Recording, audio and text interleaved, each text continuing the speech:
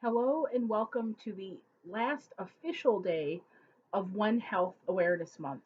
So, this has been a wonderful journey for me. I hope that you've taken advantage of some of the links and the resources that I have posted along with these videos. I hope that even if you didn't take advantage of adding comments or discussions to the videos, I hope that you did in your practices, in your public health environments, among family, friends, whomever. I really hope that there's some collaboration on some level that has occurred as a result of One Health Awareness Month. I've tried to incorporate as many subjects as I can into my different videos and subjects because even the days that I didn't post videos, I definitely was posting quite a bit of sources. So I hope that the sources I chose and the topics that we discussed were things that you could relate to or see a perspective of, and again, maybe was a conversation piece with somebody. That's my hope. I really appreciate the One Health Commission providing that calendar, which went each day was a different topic, a One Health topic, because as I kept commenting off and on throughout these videos, the One Health, if we're talking about which sectors One Health would or could affect, it's a huge swath. It's not just animals, it's not just people, it's not just environmental sciences. And if you put the three of those together, and I'm going to bring that to point here at the end of this taping, but if we talk about all those different sectors, there are a number of them that would fall under that. So, what I want to talk about today, with this being the very last month, I really want to talk about examples of successful collaboration. That's what I would really, really like to do here. So, I'm going to read out of a book some case studies or examples of what successful collaboration would look like. Then, we're going to talk about a form or something where collaboration, anybody can read the collaboration. And then, we're going to end with something that you may be able to do. Okay, so let's start with our case studies or examples, I should say. So I've used this book before. If you haven't already bought it, I highly recommend you do. This book, Human Animal Medicine by Peter Rabinowitz and Lisa Conte, is a wonderful asset for human health, veterinary health, and public health professionals.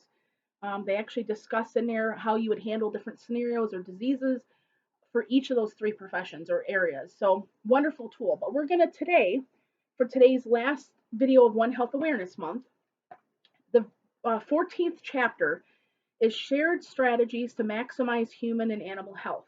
Okay, so that's what we're focusing on today. So let's go ahead and get started on this. So here's one case scenario that we're going to discuss. So the point of these case scenarios would be an example where human medicine may seek collaboration from a veterinarian may seek collaboration from a human health professional, and a public health professional may seek collaboration from both or either profession. Okay, so this first one, it says case scenario referral for zoonotic disease counseling and risk reduction. A nephrologist is providing ongoing care for a patient. We're calling that patient Mr. Doe, who has been on dialysis in the past, but who just recently received a kidney transplant. The patient is now taking a number of immunosuppressive medications to prevent transplant rejection. At a follow-up visit, the patient asks whether there's any risk of infection from the animals in the household. The physician suspects that the risk of zoonotic disease could be increased, but is interested in having the family veterinarian review this issue and provide recommendations. The physician is particularly concerned about the patient's cat, since she knows that toxoplasmosis can be a severe disease in immunocompromised persons. The physician asks Mr. Doe's permission to contact the family veterinarian to request a consultation, and Mr. Doe agrees. The physician writes a note of referral to the veterinarian that does not mention the patient's medical condition. And there is actually an example, if you had the book, they give an example of what that referral letter may look like that does not have any direct patient diagnosis or direct patient medical information. The veterinarian evaluates the patient's exposure to the patient's pets, other animals that may be in the household, and other potential animal exposures. It is not necessary for the veterinarian to know details about the patient's medical condition. The veterinarian writes a consultation letter back to the physician, and there's an example of what that letter may look like from the veterinarian. This communication illustrates the possibility of cooperation between human health care providers and veterinarians regarding the care of immunocompromised patients without needing to share confidential medical data. I can say that I've experienced, I have had situations where at clinics that I've worked at, where the pet owners or they had people that visited the home frequently, so it'd be like a close family that did have um, some sort of a compromised immune system. So it could be that they may have an autoimmune disease. It could be like this with a transplant concern. And it's really important at those times that we would tell them, we would do a workup of what the concern is, and then tell them to speak to their family physician, and we would give them information to give to their family physician about the diseases that their pet, the concern or what concerns we had with the pet. And of course, we would tell the pet owner certain ideas too to reduce those risks within the household. Okay, so not just for them in particular, but for anybody that could be bringing pets over, or anybody that could help introduce disease to their pets or them. Because keep in mind, someone's immune compromised, that's what the concern is. Okay, so we would assess the environment as well.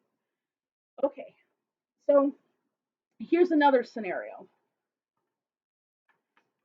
So this one is case scenario,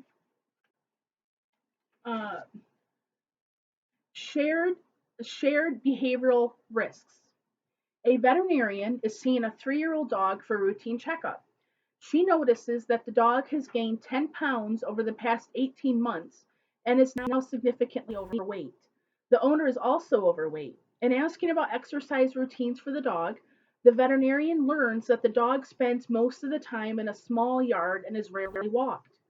The veterinarian asks whether the owner has considered getting more exercise himself. The owner says yes, that he used to jog regularly, but in the suburban development where they live there are currently no sidewalks. The veterinarian agrees that this makes taking walks more difficult, but tells the owner about a nearby dog park within a 10-minute drive that has a walking path around the perimeter. The veterinarian recommends a modified diet for the dog and also advises the owner to get evaluated by his healthcare provider before starting an exercise program. With the owner's permission, she writes a communication to the healthcare provider. And again, there's an example in the book of that.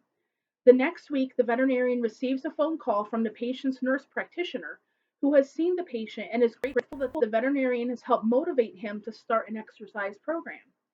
The nurse practitioner and the veterinarian agree to set goals for exercise and weight loss for both the patient and the dog and to separately provide reinforcement for the healthy change in behavior. They also agreed to co-write a letter to the town mayor pointing out the need for construction of a walking path in the patient's neighborhood to benefit the health of both human beings and companion animals in their community. It takes some time, but eventually, due in part to the efforts of the health professionals, the walking paths are constructed. I can tell you, I am currently pursuing a Master of Public Health. And this has actually been some of the projects that I've worked on would be looking at the environment, whether because the environment can influence healthy behavior.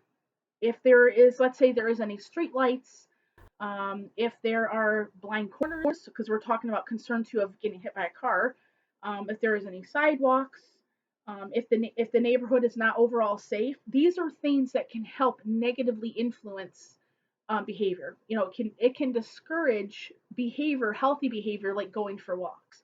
So here we have an example that I would even put in a category also of public health, where both as a veterinary team, we've seen a client and their pet, which would be our patient, that needs like tag teaming, for lack of a better way of putting it. We can encourage a positive behavioral change with the pet, work with the human health professional to encourage the same with the pet owner, and then also encourage something positive within that community.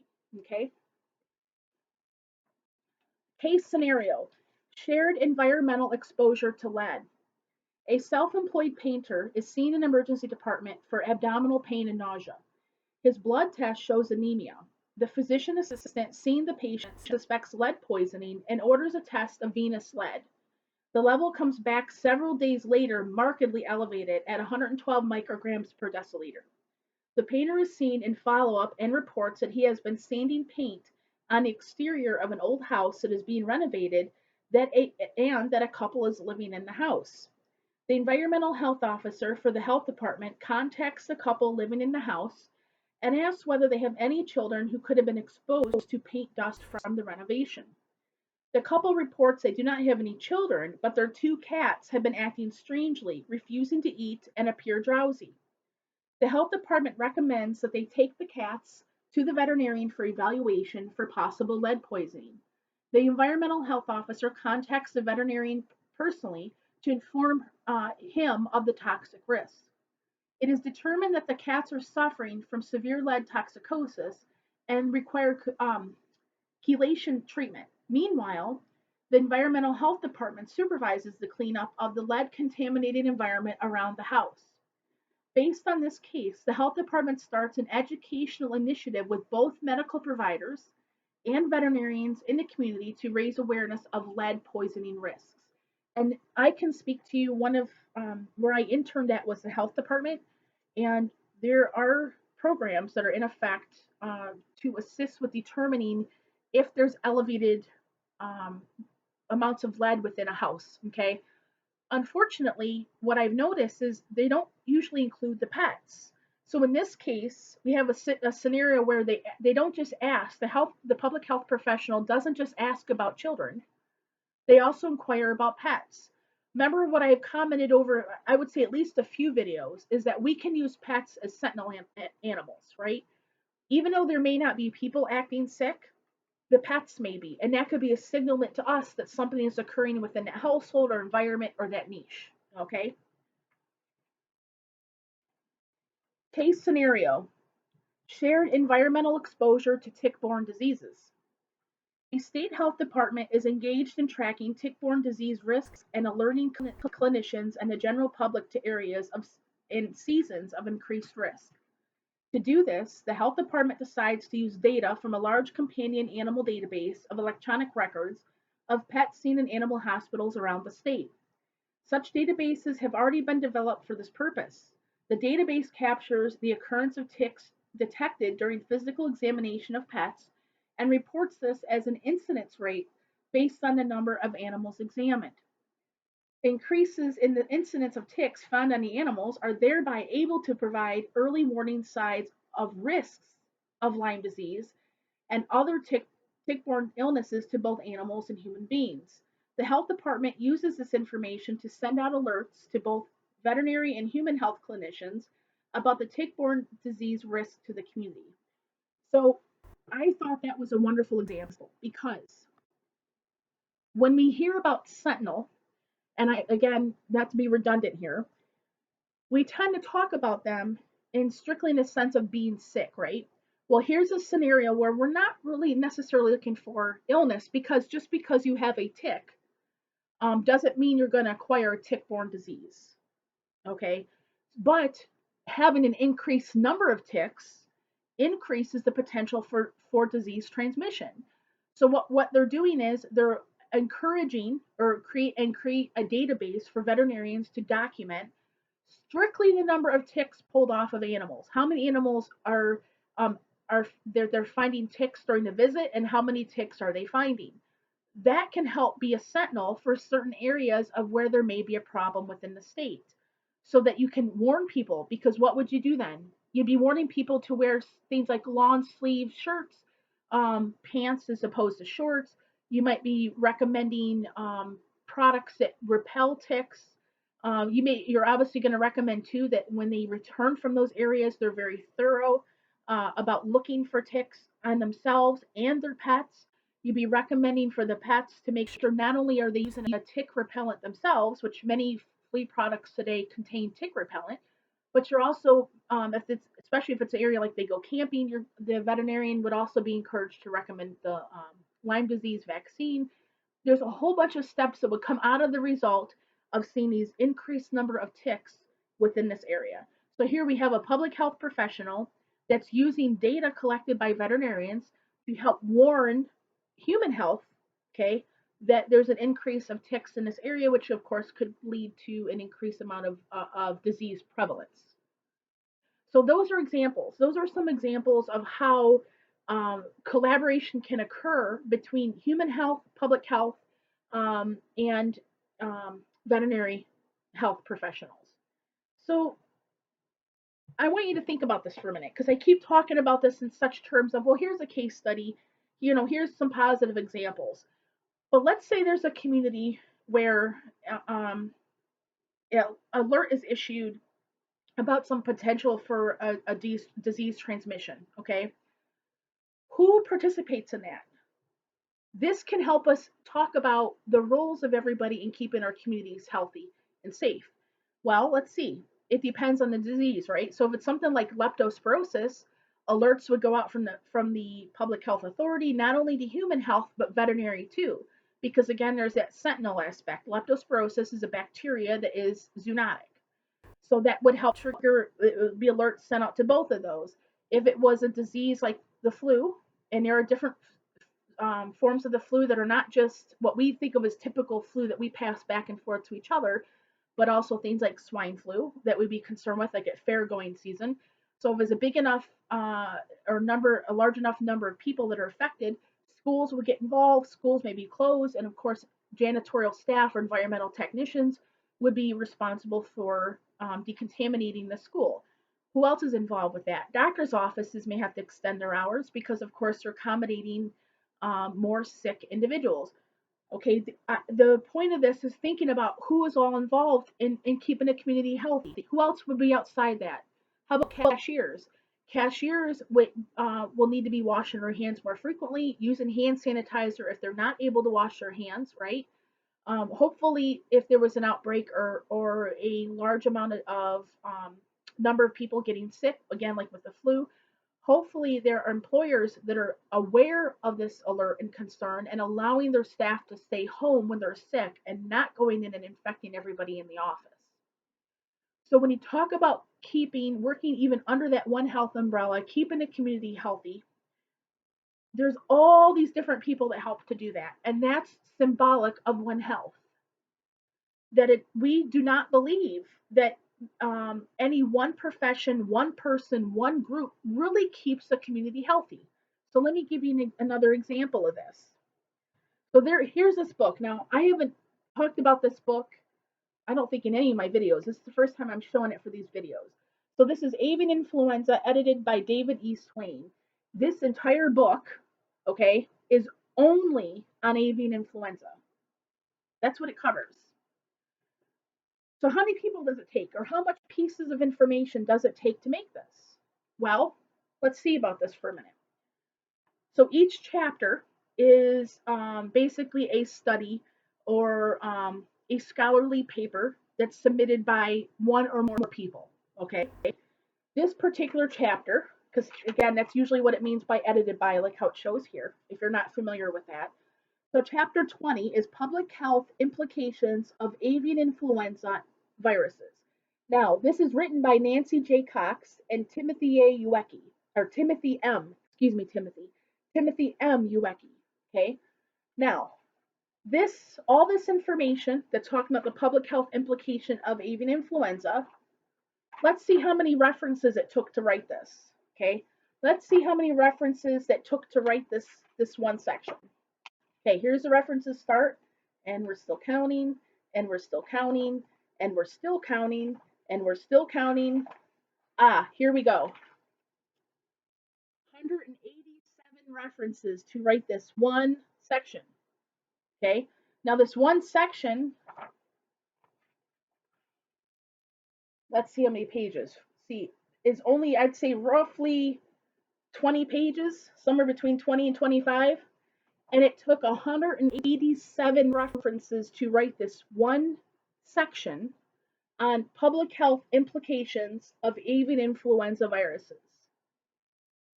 I want you to think about that for a minute. Now, some of you may not be familiar with scholarly papers. So scholarly papers are usually ones that you're doing a search or research on some particular item. They could be actual studies, where they're studying a group of people. It could be clinical studies where they're looking at giving medications and see what they do. Scholarly papers could be the study of some sort of disease occurrence or how to prevent a disease. So they're actually professionals.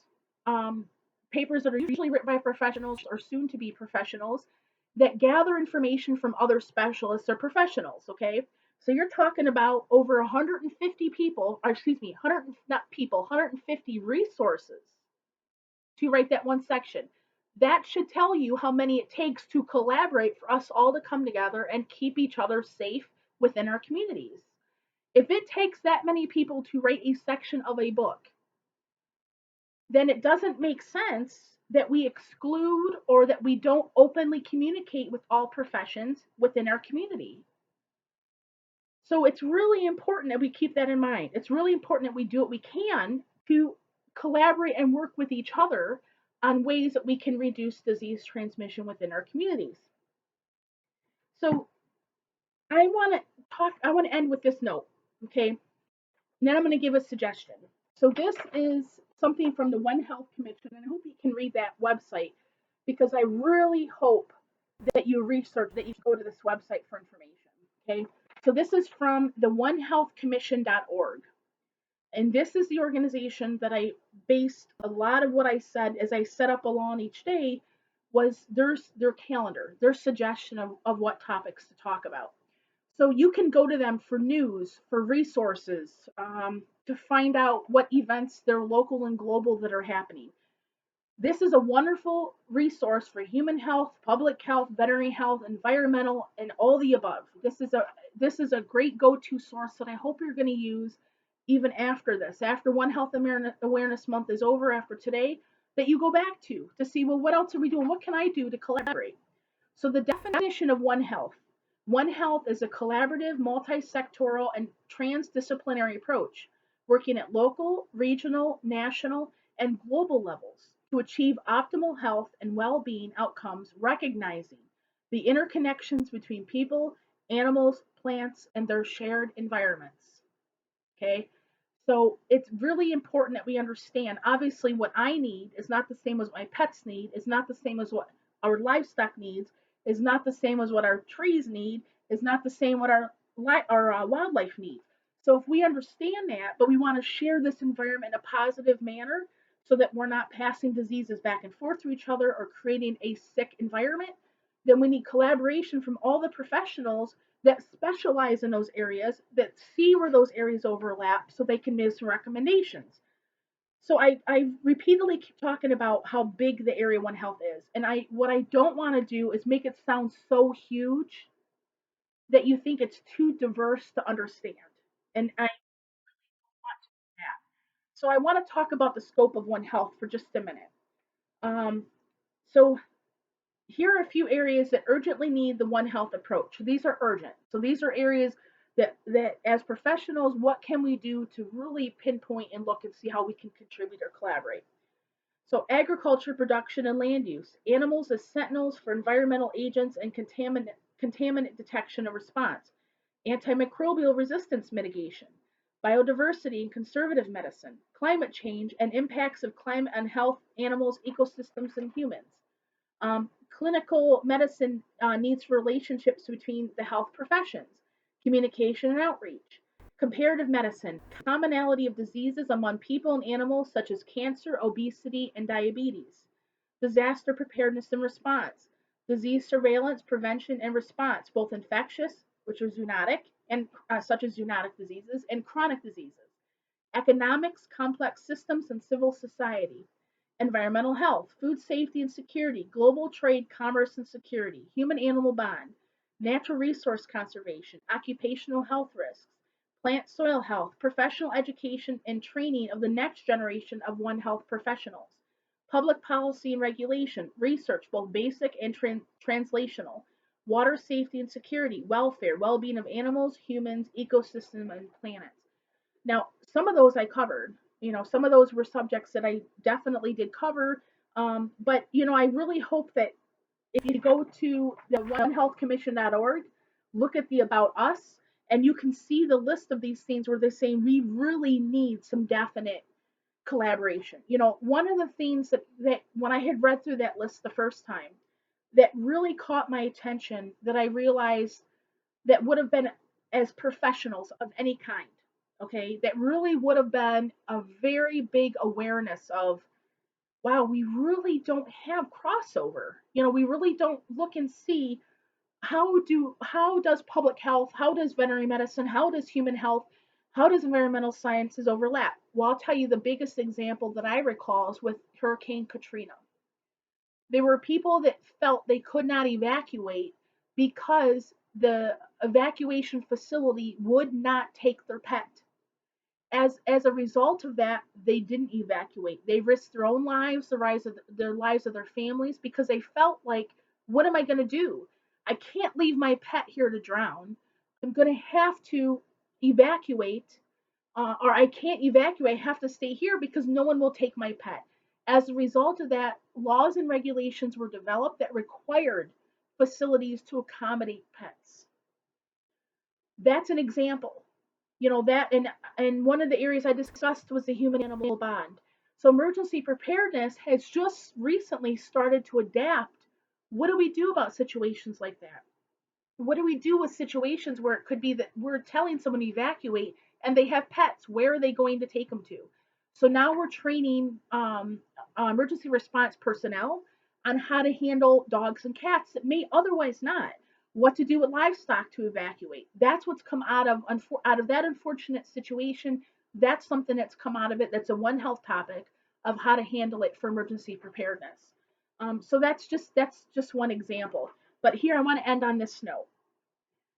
There is something you can do, and I'm hoping that this is something that you're going to sit back and go, I will do something this year, that I'm going to make 2020 perfect vision.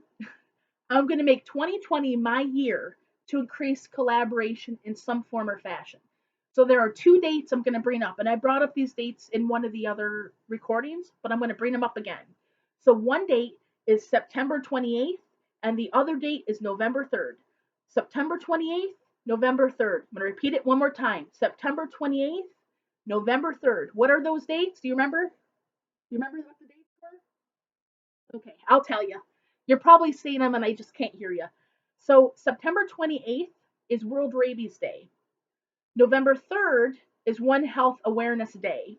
So, those are two areas that are already a national day, okay, where we could find ways to collaborate. Maybe if you're a physician or veterinarian, you could see about having lunch or sitting coffee with someone of the opposite profession, right? Of the parallel profession. That's a better way of putting it. Of a parallel profession to collaborate on something. Maybe if you're a public health professional, you could organize a coffee hour that maybe has a speaker that's One Health on those days. Maybe as a human health and a veterinary professional, maybe together you talk about rabies and you discuss ways to mitigate rabies risks within our community. Public health professionals, maybe you talk to your area veterinarians about having a rabies clinic to make sure we're vaccinating as many domestic pets as absolutely possible so that we don't acquire rabies. Maybe on World One Health Awareness Month, maybe we talk about the fact of what we can do, within county commissioners, other local municipalities. What can we do to bring awareness of One Health to our communities to encourage a healthy community to the best of our ability? So remember those two dates, November 28th, excuse me, September 28th and November 3rd. September 28th, November 3rd, September 28th, November 3rd. World Rabies Day, One Health Awareness Day, so that we can work on starting that as our jumping off point to collaborate with each other.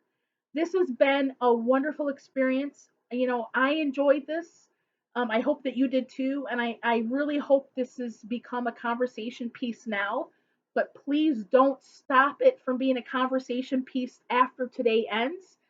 Don't forget that section right down there can acquire questions, and I hope that you put questions, comments, and thoughts that you have on your mind. And let's keep this going, folks. Let's not have this end on January 31st. Let's talk about what we can do as professionals so that we can make our communities, our niches, our environments as healthy as absolutely possible. It's been great talking to you guys. I'll see you again with other subjects on disease forensics. And I hope that you have an absolutely wonderful day.